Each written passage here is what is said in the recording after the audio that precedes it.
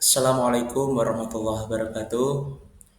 Bismillahirrahmanirrahim. Alhamdulillahirrabbilalamin. Assalatu wassalamu ala asrafil anbiya wal mursalin. Sayyidina wa maulana Muhammadin wa ala alihi wa sahbihi ajma'in.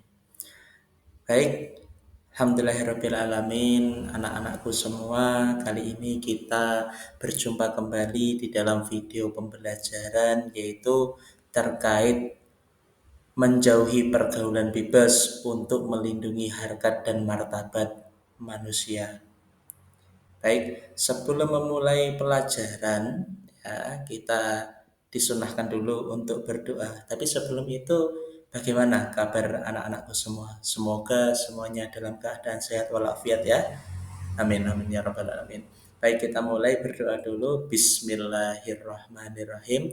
Rabbi zidni ilma warzuqni fahma wanja'alni minas sholihin. Amin ya rabbal alamin. Baik, sebelum kita masuk kepada pembelajaran, kita membahas dulu apa yang menjadi tujuan pembelajarannya. Yang pertama adalah peserta didik dapat menelaah pengertian pergaulan bebas. Yang kedua adalah peserta didik dapat menganalisis dampak negatif pergaulan bebas.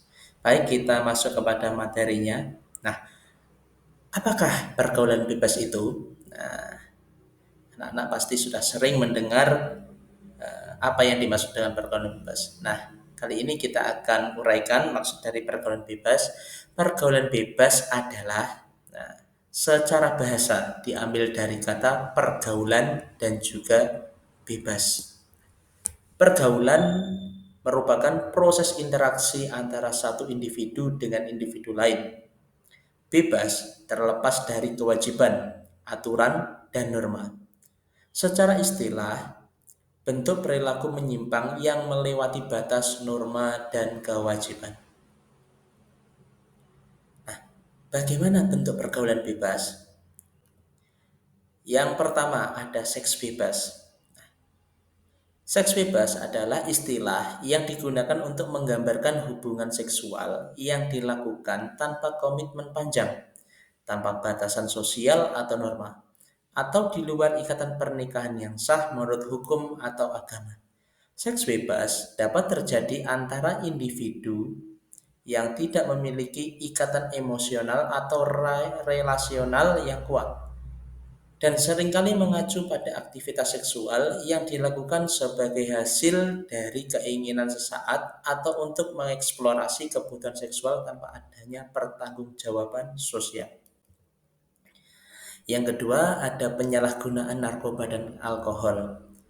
Merujuk pada konsumsi zat-zat yang dapat mempengaruhi fisik dan psikologi seseorang. Nah, meskipun alkohol secara hukum legal di banyak negara, penyalahgunaannya tetap dianggap sebagai masalah kesehatan dan sosial yang serius.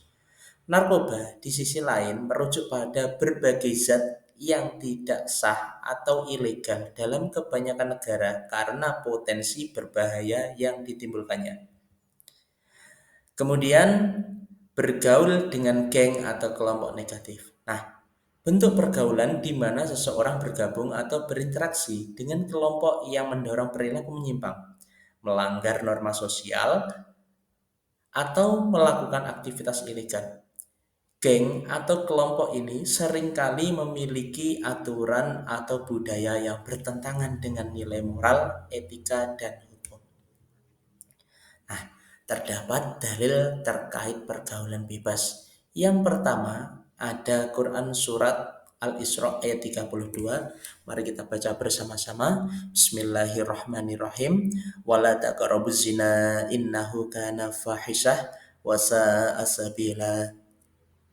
Artinya, dan janganlah kamu mendekati zina. Zina itu sungguh suatu perbuatan keji dan suatu jalan yang buruk. Yang kedua ada hadis yang diriwayatkan oleh Bukhari. Bismillahirrahmanirrahim. An Ibni Abbas radhiyallahu anhuma qala Rasulullah sallallahu alaihi wasallam la yasnil abdu hina yasni wa huwa mu'minun wa la yashriku hina yashriku wa huwa mu'minun wa la yashrabu hina yashrabu wa huwa mu'minun la yaqtulu wa huwa mu'min. Rawahul Bukhari. Artinya dari Ibnu Abbas radhiyallahu an mengatakan Rasulullah Shallallahu alaihi wasallam bersabda, "Tidaklah berzina seseorang hamba yang berzina ketika ia berzina dalam keadaan beriman, dan tidaklah mencuri ketika ia mencuri dalam keadaan beriman. Tidaklah ia minum khamar ketika meminumnya ia dalam keadaan beriman, dan tidaklah dia membunuh sedang dia dalam keadaan beriman." Hadis Bukhari. Kemudian terdapat kandungan dari ayat dan hadis tersebut. Yang pertama adalah dari Quran surat Al-Isra ayat 32. Yang pertama adalah Allah melarang kita mendekati zina. Yang kedua, larangan mendekati zina merupakan tindakan agar tidak terjerumus dalam perzinahan. Kemudian perbuatan zina adalah perbuatan yang sangat keji dan buruk. Yang keempat adalah perbuatan mendekati zina termasuk kategori pergaulan bebas. Maka ayat tersebut yaitu Quran surat Al-Isra ayat 32 selain membahas tentang yang namanya zina, di dalamnya terdapat esensi yaitu larangan untuk melakukan pergaulan bebas. Kemudian pada hadis yang diriwayatkan oleh Imam Bukhari, yang pertama Nabi Muhammad SAW menjelaskan bahwa orang yang beriman tidak melakukan perbuatan zina. Kemudian yang kedua, perbuatan zina dan meminum khamr termasuk pergaulan bebas. Yang ketiga, cara menjauhi perbuatan terlarang tersebut dengan memegang teguh keimanan dan istiqomah dalam menjalankan perintah Allah Subhanahu wa taala dan menjauhi larangannya. Nah, selanjutnya adalah dampak negatif dari pergaulan bebas. Ada 3 dampak negatif dalam pergaulan bebas. Yang pertama adalah bagi dirinya sendiri. Nah, apa dampak negatifnya? Yaitu adalah malas beribadah, hampa, mental tidak stabil, gaya hidup berfoya-foya, kesehatan menurun, dan bertambah dosa. Kemudian yang kedua adalah bagi masyarakat, merebaknya pelanggaran norma agama dan masyarakat, munculnya permusuhan, terjadi kriminalitas yang mengganggu masyarakat. Kemudian dampak negatif bagi keluarga akibat pergaulan bebas ini adalah mengecewakan orang tua, muncul perasaan menyesal dan gagal menjadi orang tua dan memiliki investasi akhirat. Nah, hikmah menghindari pergaulan bebas. Yang pertama adalah dapat memperoleh ridho Allah Subhanahu wa taala, yang kedua adalah memperoleh pahala dari Allah Subhanahu wa taala, yang ketiga dicintai Allah Subhanahu wa taala dan rasulnya, yang keempat terhindar dari dampak buruk pergaulan yang melanggar norma-norma agama dan masyarakat, dan yang terakhir adalah dapat menggapai cita-cita di masa depan.